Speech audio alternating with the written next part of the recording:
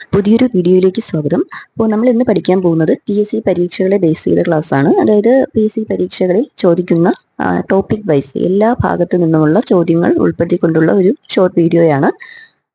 നമുക്ക് നോക്കാം. Shrimp capital of India എന്നറിയപ്പെടുന്ന സ്ഥലം ഏതാണ്? ഷ്രിംപ് ക്യാപിറ്റൽ, ഷ്രിംപ് എന്ന് പറയുന്നത് ചെമ്മീനാണ്. അപ്പോൾ ഷ്രിംപ് ക്യാപിറ്റൽ ഓഫ് ഇന്ത്യ എന്നറിയപ്പെടുന്ന സ്ഥലമാണ് നെല്ലൂർ. ഏതാണ്? ഷ്രിംപ് ക്യാപിറ്റൽ ഓഫ് ഇന്ത്യ എന്നറിയപ്പെടുന്നത് നെല്ലൂർ ആണ്.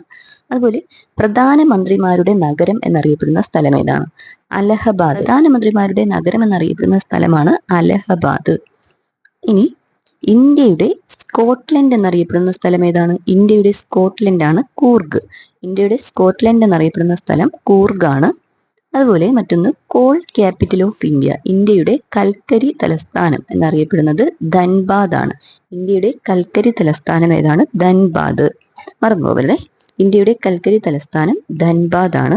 ഇനി the wine capital of India അഥവാ ഇന്ത്യയുടെ മുന്തിരി നഗരം എന്നറിയപ്പെടുന്നത് നാസിക് ആണ്. മുന്തിരി നഗരം നാസിക് ആണ്.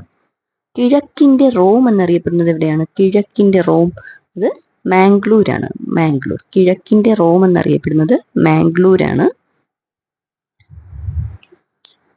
ഇനി നമുക്ക് മറ്റൊരു ഭാഗം നോക്കാം. ഇപ്പോൾ കുറച്ച് ടേംസ് ആണ്. അത് ആദ്യമായിട്ട് യൂസ് ചെയ്ത ആൾക്കാർ ആരൊക്കെയാണെന്നാണ് നമുക്ക് നോക്കാം. സ്റ്റേറ്റ് എന്ന പദം ആദ്യമായി ഉപയോഗിച്ചത് മാക്കിയവില്ലിയാണ്. സ്റ്റേറ്റ് എന്ന പദം ആദ്യമായി ഉപയോഗിച്ചതാരാണ്? മാക്കിയവില്ലി. അതുപോലെ കോൾഡ് വാർ, ശീതയുദ്ധം എന്ന പദത്തിന്റെ ഉപജ്ഞാതാവ് അല്ലെങ്കിൽ ആദ്യമായി യൂസ് ചെയ്തത് ബെർണാഡ് ബെറൂച്ച് ആണ്. അപ്പോൾ ശീതയുദ്ധം അഥവാ കോൾഡ് വാർ എന്ന ടേംസിന്റെ ഉപജ്ഞാതാവ് ബെർണാഡ് ബെറൂച്ച് ആണ്. ഇനി നോക്കാം. വാക്സിൻ എന്ന പദം ഉപയോഗിച്ചത് എഡ്വേർഡ് ജെന്നർ ആണ്. എഡ്വേർഡ് ജെന്നർ ആണ് വാക്സിൻ എന്ന പദം ആദ്യമായി യൂസ് ചെയ്തത്.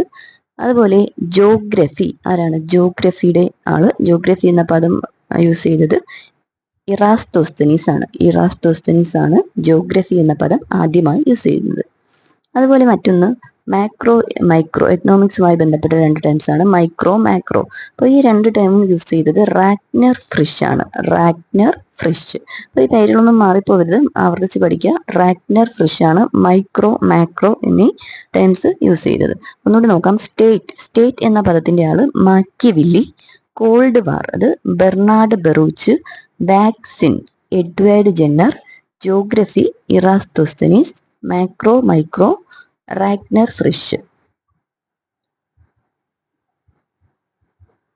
മറ്റൊരു ഭാഗം നോക്കാം.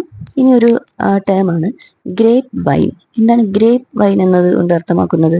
അതായത് ഇൻഫോർമൽ ചാനൽ ഓഫ് കമ്മ്യൂണിക്കേഷൻ.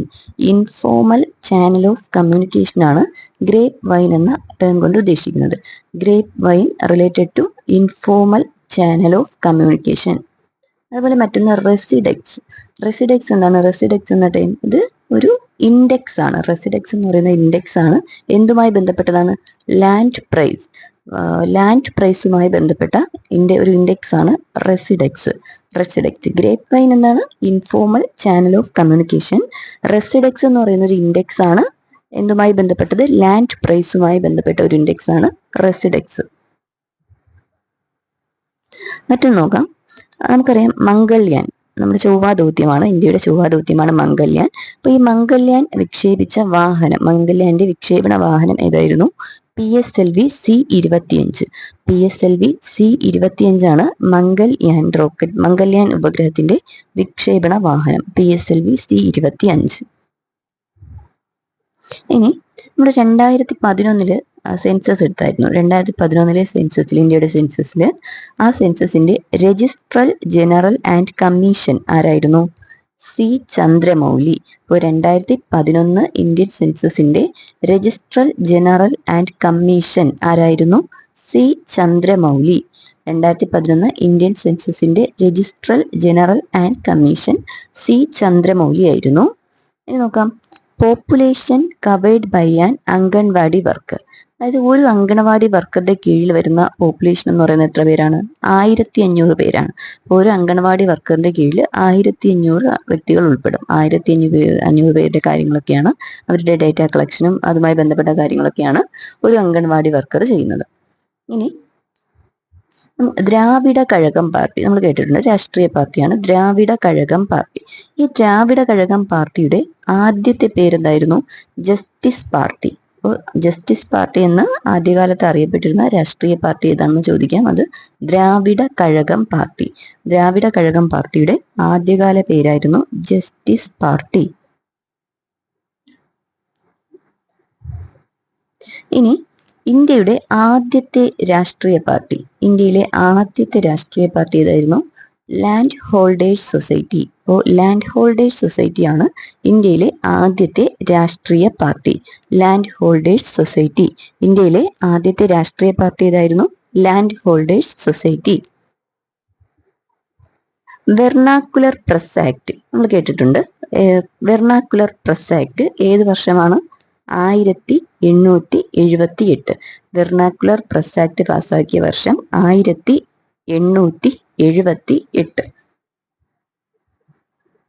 ഇനി ഗോൾഡൻ ടെമ്പിൾ, സുവർണ ക്ഷേത്രം എവിടെയാണെന്നറിയാം? അമൃത്സർ. അപ്പോൾ ഗോൾഡൻ ടെമ്പിൾ എവിടെയാണ്? സുവർണ ക്ഷേത്രം എവിടെയാണ്? അമൃത്സറിലാണ്. അമൃത്സറിലെ ഈ സുവർണ ക്ഷേത്രം പണി കഴിപ്പിച്ച സിഖ് ഗുരു ആരാണ്? ഗുരു അർജുൻ സിംഗ്. അപ്പോൾ അമൃത്സറിലെ സുവർണ ക്ഷേത്രം പണി കഴിപ്പിച്ച സിഖ് ഗുരു ആരാണ്? ചോദ്യം ചോദിക്കാൻ സാധ്യതയുണ്ട്. അത് ഗുരു അർജുൻ സിംഗ് ആണ്. സുവർണ ക്ഷേത്രത്തിന്റെ ഉപജ്ഞാതാവായ സിഖ് ഗുരു ഗുരു അർജുൻ സിംഗ്. ഇനി ഒരു ബുക്കാണ് treatment of Thiyyas of Travancore. എഴുതിയതാരാണ്? Doctor Palpu. Treatment of Thiyyas of Travancore എഴുതിയത് ഡോക്ടർ പൽപു. ഇനി നോക്കാം, Hindustan Republican Army. Hindustan Republican Army സ്ഥാപിച്ചത് സച്ചിൻ സന്യാലാണ്. ആരാണ് ഹിന്ദുസ്ഥാൻ റിപ്പബ്ലിക്കൻ ആർമി സ്ഥാപിച്ചതെന്ന് ചോദിക്കാം. ഉത്തരം എന്താണ്? സച്ചിൻ സന്യാൽ. ഹിന്ദുസ്ഥാൻ റിപ്പബ്ലിക്കൻ ആർമി സ്ഥാപിച്ചത് സച്ചിൻ സന്യാൽ. ഇനി ഏജ് ഓഫ് മോഡറേറ്റ്സ്, അതായത് നമ്മുടെ ഇന്ത്യൻ സ്വാതന്ത്ര്യ സമര കാലഘട്ടത്തിൽ മിതവാദികളും തീവ്രവാദികളും ഉണ്ടായിരുന്നു. രണ്ട് വിഭാഗങ്ങൾ ഉണ്ടായിരുന്നു. അപ്പൊ അതിൽ മോഡറേറ്റ്സ്, മിതവാദികളുടെ ഒരു കാലഘട്ടം എന്നറിയപ്പെടുന്നത് ഏത് വർഷം മുതൽ ഏത് വരെയായിരുന്നു? 1855 മുതൽ 1905 വരെയായിരുന്നു മിതവാദികളുടെ കാലഘട്ടം. മിതവാദികളുടെ കാലഘട്ടം.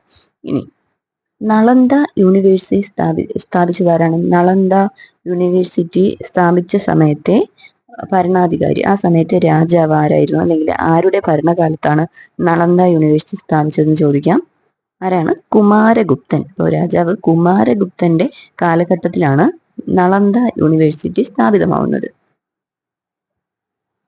ഇനി ഒരു പഴയകാല ഒരു മൂവിയാണ് രാജാ ഹരിശ്ചന്ദ്ര. കേട്ടിട്ടുണ്ട് നമ്മൾ, രാജാ ഹരിശ്ചന്ദ്ര. ഈ സിനിമ ഏത് വർഷമാണ് പുറത്തിറങ്ങിയത്? 1913. അപ്പോൾ 1913 പുറത്തിറങ്ങിയ ഒരു ചലച്ചിത്രമാണ് രാജാ ഹരിശ്ചന്ദ്ര. ഇനി ടെലിഗ്രാം സർവീസ്, നമുക്ക് നമ്മുടെ ഇന്ത്യയിൽ അത് അടുത്തിടെ നിർത്തലാക്കി. ടെലിഗ്രാം സർവീസ് അത് ഏത് വർഷമാണ് നിർത്തലാക്കിയത്? ആ ഡേറ്റ് ചോദിക്കും. 2013 ജൂലൈ 15 ഇന്ത്യയിൽ ടെലിഗ്രാഫ് നിർത്തലാക്കിയത്. ഏത് വർഷമാണ്? 2013 ജൂലൈ 15. സെൻസെക്സ് എന്ന പദം ആദ്യമായി ഉപയോഗിച്ചതാരാണ്? അല്ലെങ്കിൽ അതിന്റെ കോയിൻ ചെയ്തതാരാണ്? അതിന്റെ രൂപം കൊടുത്തതാരാണ് സെൻസെക്സ് എന്ന ടൈമിന്? അത് ദീപക് മൊഹാനിയാണ്. അപ്പോൾ സെൻസെക്സ് എന്ന ടൈമിന് രൂപം കൊടുത്തതാര്? ദീപക് മൊഹാനി. ചോദിക്കാം, ദീപക് മൊഹാനി. പേര് മറന്നുപോല്ലേ? ഇനി ഗാന്ധിജിയുടെ ആത്മകഥ ഏതാണ്? നമുക്കറിയാം, എന്റെ സത്യാന്വേഷണ പരീക്ഷണങ്ങൾ. അപ്പോൾ ഈ ഗാന്ധിജിയുടെ ആത്മകഥ അത് ഇംഗ്ലീഷിലേക്ക് ട്രാൻസ്ലേറ്റ് ചെയ്ത വ്യക്തി ആരാണ്? മഹാദേവ് ദേശായി. അപ്പോൾ ചോദിക്കാം, ഗാന്ധിജിയുടെ ആത്മകഥ ഇംഗ്ലീഷിലേക്ക് ട്രാൻസ്ലേറ്റ് ചെയ്ത വ്യക്തിയാണ് മഹാദേവ് ദേശായി. ഇനി നമുക്ക് വേറൊരാളെ നോക്കാം, ആൽബർട്ടോ ഗ്രനേഡോ. ആരാണ് ആൽബർട്ടോ ഗ്രനേഡോ? കേട്ടിട്ടുണ്ടോ ആൽബർട്ടോ ഗ്രനേഡോ?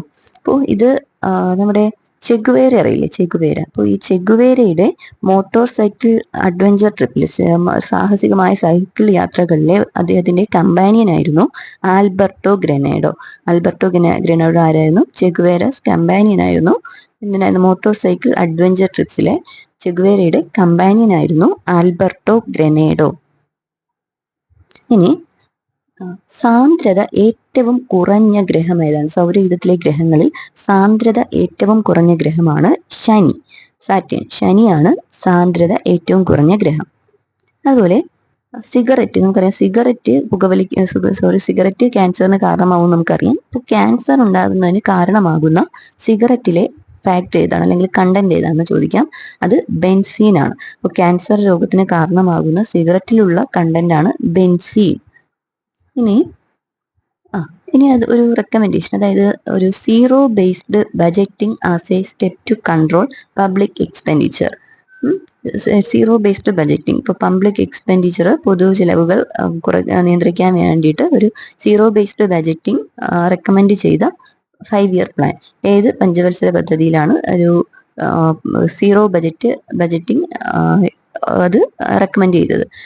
എന്തിനു വേണ്ടി? പബ്ലിക് എക്സ്പെൻഡിച്ചറൊക്കെ നിയന്ത്രിക്കാൻ വേണ്ടിയിട്ട് ഒരു സീറോ ബേസ്ഡ് ബജറ്റിംഗ് റെക്കമെൻഡ് ചെയ്തത് 7th 5 ഇയർ പ്ലാനിലാണ്, 7ാമത്തെ പഞ്ചവത്സര പദ്ധതിയിലാണ്. അപ്പോൾ ഈ ടൈം മറന്നു പോയത്. സീറോ ബേസ്ഡ് ബജറ്റിംഗ് എന്തിനു വേണ്ടി? To control public expenditure 7th 5 year പ്ലാനിലാണ്. അതുപോലെ യാചനാ യാത്ര നമുക്കറിയാം. യാചനാ യാത്ര നയിച്ചത് VT ഭട്ടതിരിപ്പാടാണ്. ആരാണ് യാചനാ യാത്രയ്ക്ക് നേതൃത്വം കൊടുത്തതെന്ന് ചോദിക്കാം. VT ഭട്ടതിരിപ്പാട്. ഇനി 2 സംഘടനകൾ, ആനന്ദ മഹാസഭ, ആനന്ദ മതം.